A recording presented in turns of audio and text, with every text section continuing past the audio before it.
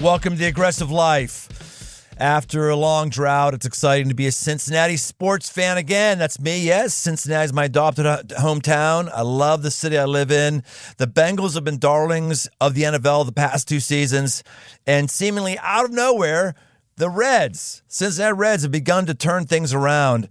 It's too far from the playoffs to know how things are going to shake out, but man, the Reds have been in contention, and I am totally rooting for them. And I want to go on record saying the new rules of Major League Baseball may have saved baseball as we know it. So a few weeks back, I got to be on the field for a post-game Q&A with 3 Reds players, Jake Fraley, Graham Ashcraft, and TJ Friedl, as part of quote-unquote Faith Night at the Great American Ballpark. That's right, besides being Major League Baseball studs for the Reds, each of these guys are men of faith. They're willing to make the aggressive move to sit in front of a stadium of fans and talk about it, which I thought was incredibly brave. Jake Fraley is an outfielder, and he's a major contributor to their batting lineup. After being sidelined with a foot injury, he's making the choice to delay season-ending surgery so he can get back on the field with the team he loves. Aggressive. And I love when he hits a home run. He wears the Viking hat and puts sausages around his neck and whacks people in the dugout with sausages. I love that. Graham Ashcraft, he's a right-handed starting pitcher. Only in his second season with the Reds, he's been steadily improving over the season, and he's looking to push the Reds into the postseason. You're going to hear from him and TJ Friedl, who's an outfielder and fan favorite. He's stuck with his dream of playing professional baseball, even after going undrafted. He spent time with 5 different minor league teams, and then he made his Major League Baseball debut in 2021, and the dude is not looking back. It was a treat to get to spend some time with these guys, and I'm honored that the Reds gave us permission to share the audio of that short conversation with you. So let's get down the field for a little Q&A with my new favorite players, and let's go Reds.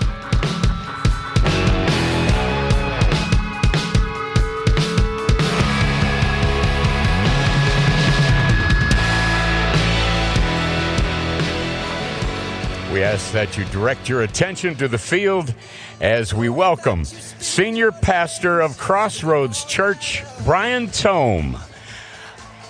Under Brian's leadership, Crossroads has become one of the largest churches in America. A man of God and a philanthropist, Brian has started a number of other nonprofits. He's passionate about eradicating poverty in Cincinnati's urban core, empowering entrepreneurs, feeding and educating children in Nicaragua, and much, much more. Brian has authored 4 books and hosts The Aggressive Life, a nationally recognized podcast. We are thrilled to have Pastor Brian Tome with us today to lead us in a special conversation about faith. And now we send it down to the field. Take it away, Brian. Welcome, Cincinnati, to Faith Night. How is everybody tonight? Great. We've got 3 players here who are people of faith, who are going to share their faith and how it impacts baseball. If you don't know them, I'll introduce them. Or would you like to introduce yourselves? Jake Fraley. Thank you, everybody, for coming. Graham Ashcraft. TJ Friedl. TJ, people are still warm around that home run in the 6th inning. I thought, that is the gift of God. The man who's putting his faith on the line is going to pull the game back from the dredges, almost. We grieve for you guys. So why don't we start with this? When a game doesn't go very well, doesn't end very well, does your faith inform how you react to that? And how so, if so? It's a great question. And I think it's very easy to be able to relate to everybody, right? Because everybody here in the stands has a job, has a family, and there's a lot of things that each of us go through every single day. And for us, that's our experience, right? If a game goes bad, if performance-wise isn't going well for the team, it's something that can easily get out of hand, right? Because you get so lost in your reality and what's going on in front of you. I think it's awesome to be able to have that relationship with Jesus. It's about an intimate love relationship with our Father, and part of developing that relationship is going through life. It's experiencing all of these ups and downs that come along with our day-to-day, and understanding that the one constant that doesn't change is Jesus. And when we're able to understand who Jesus is, right, the character of our Father, getting in our secret place, alone place, to be able to learn and understand who our Father is, it makes those times easier because we know who He is, right? You have that intimacy with Him. So when you do go through those tough times, you can lean on a Father who you know is loving, who know is for you, and everything's going to work out for the good of you. Jake, you've been pretty open about your struggles with depression. How does your faith, your walk with Christ, help you go through that? Yeah, it's pretty fresh, too. Sitting here in a boot, having to go through the very similar thing of what I went through last year. It doesn't make it any easier. When you go through these things, they get thrown at you in life. You want to be in a place where you almost feel bulletproof, right? Right? It's okay, whatever gets thrown at me, I can go through it, I can get through it, I can deal with it. But at the end of the day, none of us are bulletproof, but Jesus is. And when you're able to have that relationship, you have Holy Spirit in your heart, right? So Holy Spirit lives inside of us. So I know where my strength comes from, right? I fall short every single day, and that's the whole reason why we needed Jesus on the cross to die for our sins. So when we understand that, again, going back to what I was saying before, and I'm going to continue to harp on it every chance I get, when you know the character of our Father, it allows you to tap into His strength, right? His grace is sufficient for us, right? His grace is sufficient in our weaknesses, right? So it allows us to be able to seek Him out in those times of stress, in those times of sadness, in those times of frustration. And it allows us to pull from the very source of life with who our Father is. So it doesn't make the situations any easier, but He gives us the strength to be able to get through that. Graham, you've got a pretty unique embossment on your baseball glove. It's a Bible verse. They told me what it was, and I thought he must have just texted me wrong. You said it was Jeremiah 20:11. Many of us may know Jeremiah 29:11, that God has good plans for us, plans to prosper us. But no, it wasn't a typo. What does Jeremiah 20:11 have to do with you as a pitcher? So I started using this verse because it's a warrior verse. Because every time I'm taking the mound, we're going into battle. And so I look at it as God's going to be with me no matter what. Jesus is going to be in my corner the whole time. So for me, like the verse I used last year was, take your quiver and your bow and hunt for me. And I just wanted to change it up because, I'm hunting, but I'm not hunting in that way when I'm on the mound. And so I wanted to just have a verse that's going to keep me connected with the Lord and be able to keep me in the right mindset of, okay, hey, we're at war here. Keep God on your side and attack. But I thought people of faith were supposed to be softies who just rolled over and let people have their way, like turn the other cheek. This sounds aggressive. Why would you have that on your glove? What kind of faith do you have, brother? It's not in a bad way, it's not in a negative way. It's just the way I go about my life, and the way that God leads me is I want to attack every detail that He lays in front of me, everything that He gives me to challenge myself.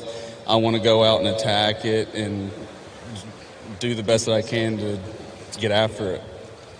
That's excellent. I think that's maybe one of the reasons why Peter was arguably Jesus' favorite disciple. He was always attacking.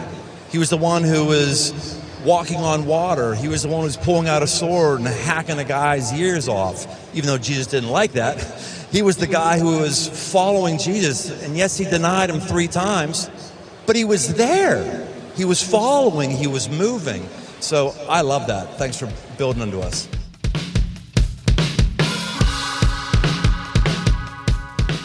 Today's episode is brought to you by AG1.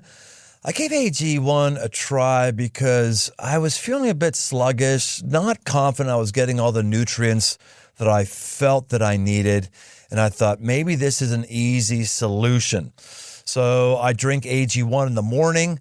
I love doing the morning. I do it on an empty stomach. It forces me to get 12 ounces of water into my system.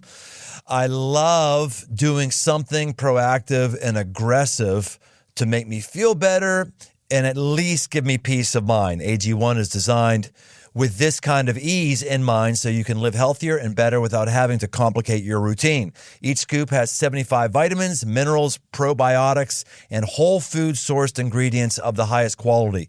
If you want to take ownership of your health, try AG1 and get a free 1-year supply of vitamin D and 5 free AG1 travel packs with your first purchase. So go to drinkag1.com/aggressive-life. That's drinkag1.com/aggressive-life to take control of your health. Check it out.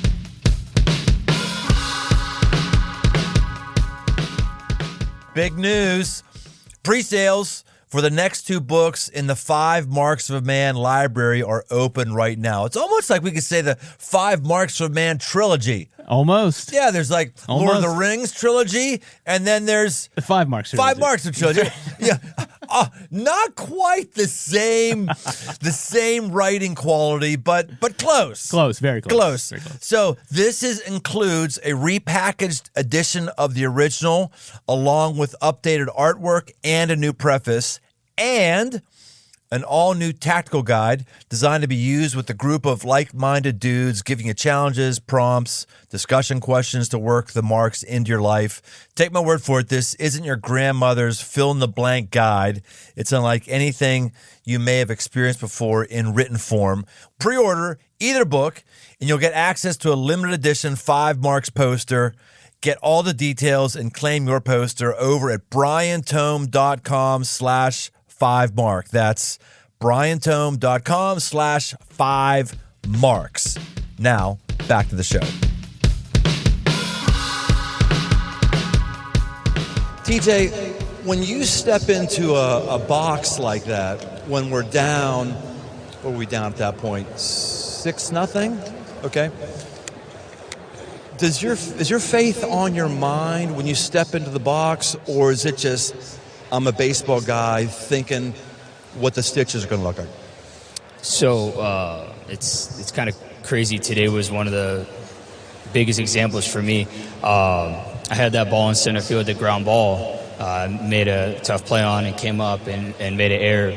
And instead of getting frustrated as I would in the past in my minor league career beforehand, I understand that God has a plan for me. I'm here for a reason each and every day. He has a plan for me far greater than anything I know. And I knew when I stepped in that box in that situation that he was with me. And I didn't have to be anyone I wasn't. I didn't have to try hard to do anything that I couldn't do. I knew that he was with me in that box, in that moment. And that's why when I run the bases, anytime I do anything, I point to him because he's watching over me and he's with me. And so in that moment, rounding home, before I hit home plate, I point and I look up to him because without him, I wouldn't have been in that situation. I wouldn't be here right now. That's great. Well, we're glad that all of you are here.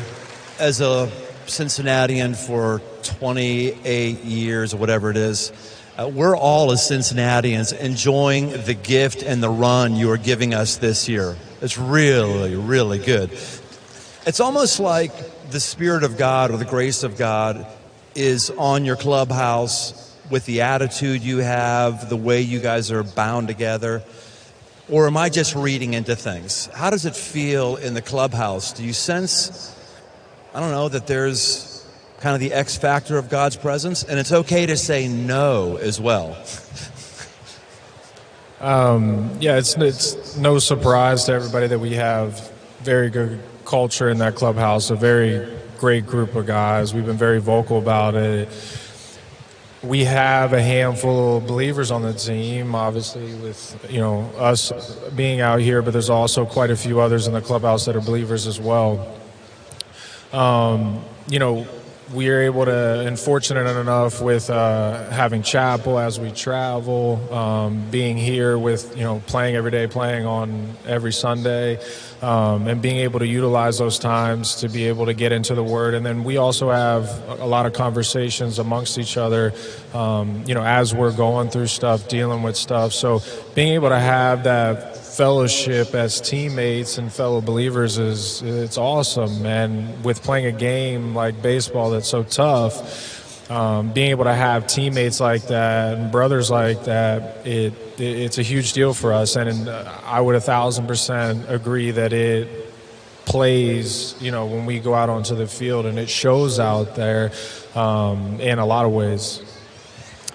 Well, thank you for opening up your hearts for all of us, pushing us in our faith, encouraging us in our faith. So I just want to thank you guys on behalf of all of us. Thank you for being great role models with us, for being very articulate in your faith, and for giving our city a great baseball team.